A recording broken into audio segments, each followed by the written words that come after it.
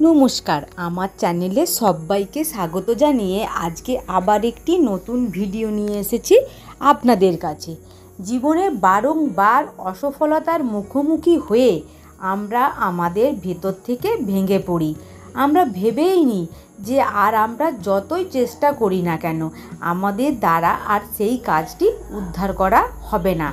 এটি ভেবেই আমরা হাত গুটিয়ে বসে থাকি, কিন্তু কোনো কিছু প্রাপ্তি করার জন্য অবিরাম চেষ্টা করা আবশ্যক। সর্বদা মনে রাখা উচিত, পরিস্থিতি সব সময় বদলায়, তাই অতীতের অসফলতাকে মাথায় নিয়ে সর্বদা হাত গুটিয়ে বসে থাকা উচিত নয়। আবার চেষ্টা করুন।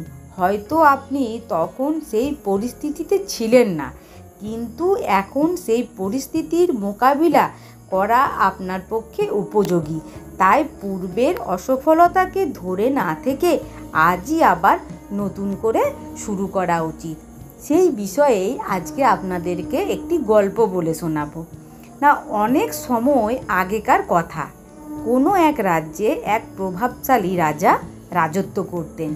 একদিন সেই রাজার দরবারে এক বিদেশি আগন্তুকের আগমন হলো এবং সেই বিদেশি লোকটি রাজাকে একটি সুন্দর পাথর উপহার হিসেবে দিলেন। রাজা পাথরটি দেখে খুবই খুশি হলেন এবং সেই পাথরটি দিয়ে নিজের মূর্তি গড়াবেন বলে তিনি মনস্থির করে ফেললেন এবং মূর্তি গড়ার দায়িত্ব দিয়ে দিলেন রাজ্যের মন্ত্রীর উপর। মহামন্ত্রী রাজ্যের সর্বশ্রেষ্ঠ মূর্তিকারের নিকটে গিয়ে বললেন, মহারাজ তার নিজের প্রতিমা স্থাপন করতে চান। 7 দিনের মধ্যে মহারাজের মূর্তি বানিয়ে রাজমহলে দিয়ে আসবেন। এর বদলে আপনাকে 50টি স্বর্ণমুদ্রা দেয়া হবে।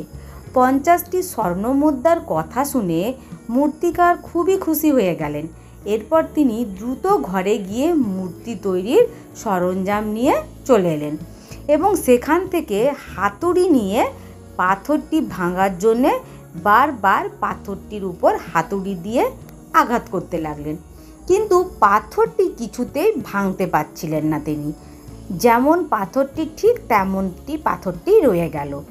প্রায় 50 বার জোরে জোরে আঘাত করার পর তিনি শেষবারের জন্য হাতুড়ি আঘাত করার জন্য ওপরে তুললেন, কিন্তু এটা ভেবে তিনি হাতুড়িটি আবার নিচে নামিয়ে ফেললেন যে 50 বার চেষ্টা করার পরও যখন পাথরটি ভাঙতে পারলাম না, আর এক আঘাতেই কি করে ভাঙবে। সে পাথরটিকে নিয়ে আবার মন্ত্রীর কাছে চলে গেলেন এবং তিনি মন্ত্রীকে বললেন, এই পাথর ভাঙা আমার দ্বারা সম্ভব নয়, তাই এটি দিয়ে মূর্তি বানানো আমি পারবো না। কিন্তু এদিকে মন্ত্রী কিছু করেই হোক মহারাজের কথা পালন করতে হবে, তাই নিরুপায় হয়ে তিনি রাজ্যের একজন সাধারণ মূর্তিকারকে মূর্তি নির্মাণের দায়ভার দিলেন। পাথরটি নিয়ে সেই মূর্তিকার মন্ত্রীর সামনে পাথরটিকে আঘাত করলেন এবং পাথরটি একবার আঘাত করতেই ভেঙে গেল, কারণ এটি আগে থেকেই অনেক আঘাত পেয়েছে, তাই পাথরটির বন্ধন আলগা হয়েছিল। একবার আঘাত করতেই পাথরটি ভেঙে গেল। পাথরটি ভেঙে ফেলার পরেই সেই মূর্তিকার মূর্তি বানানোর কাজে লেগে পড়লেন। আর এই দিকে মন্ত্রী তখন মনে মনে ভাবতে লাগলেন, ইস, যদি এই মূর্তিকার কেবলমাত্র আর একবার শুধু চেষ্টা করত, তাহলে এই 50টি মুদ্রা তিনিই পেতেন।